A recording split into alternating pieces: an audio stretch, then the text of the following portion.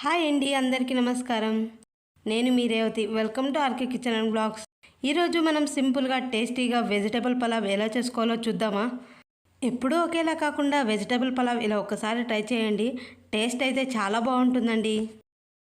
ముందుగా గిన్నె తీసుకుని 1.5 గ్లాస్ మసూరాలు వేసుకోవాలి. అన్నం పొడిపొడిగా అయితే చాలు, ఏ రైస్ అయినా పర్లేదండి. అందులోకి నీళ్లు పోసుకొని 2-3 సార్లు వాష్ చేసుకోవాలి.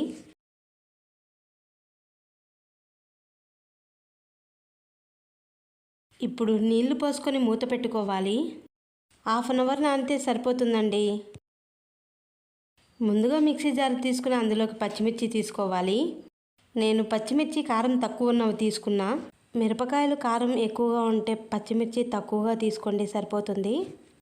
అలాగే పొట్టు తీసుకున్న తెల్లగడ్డలు వేసి మిక్సీ పట్టుకోవాలి. ఇలా కచ్చాపచ్చగా పేస్ట్లా పట్టుకుంటే సరిపోతుందండి. ముందుగా బౌల్ తీసుకుని అందులోకి మిల్ మేకర్ తీసుకోవాలి. నేను చిన్న మిల్ మేకర్ తీసుకున్నానండి. మీ దగ్గర పెద్ద మిల్ మేకర్ ఉన్నా సరిపోతుంది. నీళ్లు పోసుకొని కొద్దిసేపు నానబెట్టుకోవాలి. ఇప్పుడు మూత పెట్టుకొని ఒక 10 నిమిషాలు నానబెట్టుకుంటే సరిపోతుంది.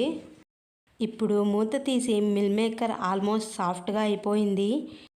ఇప్పుడు మిల్ మేకర్ తీసుకుని మిల్ మేకర్లో నీళ్ళు మొత్తం పిండుకొని ఒక ప్లేట్లోకి తీసుకోవాలి.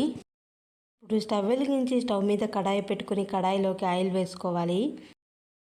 ఆయిల్ వేడయ్యాక ఓల్ పలావ్ ఇంగ్రీడియంట్స్ వేసుకోవాలి. ముందుగా కట్ చేసిన ఎర్రగడ్డలు, కరివేపాకు వేసి ఫ్రై చేసుకోవాలి.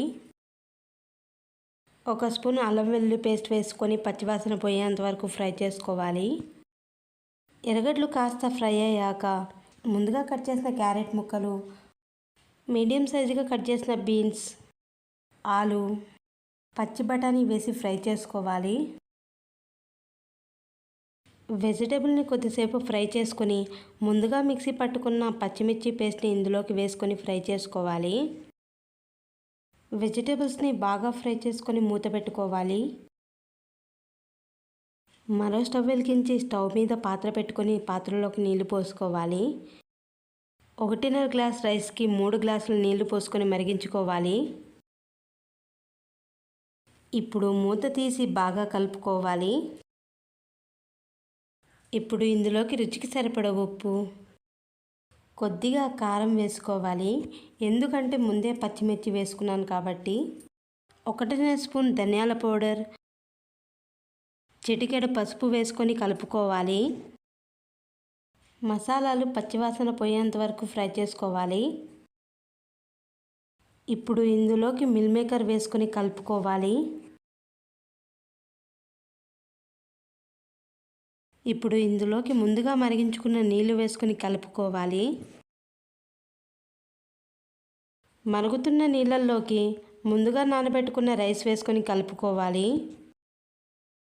రైస్ని బాగా కలుపుకొని మూత పెట్టుకోవాలి. ఇప్పుడు మూత తీసి స్టవ్ ఆఫ్ చేసుకుంటే సరిపోతుంది. కాస్త చల్లారాక వెజిటబుల్ పలావ్ని బాగా కలుపుకోవాలి. ఒక ప్లేట్లోకి సర్వ్ చేసుకుని తినడమే.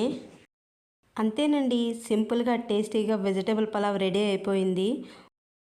వెజిటేబుల్ పలావ్ టేస్ట్ అయితే చాలా బాగుందండి.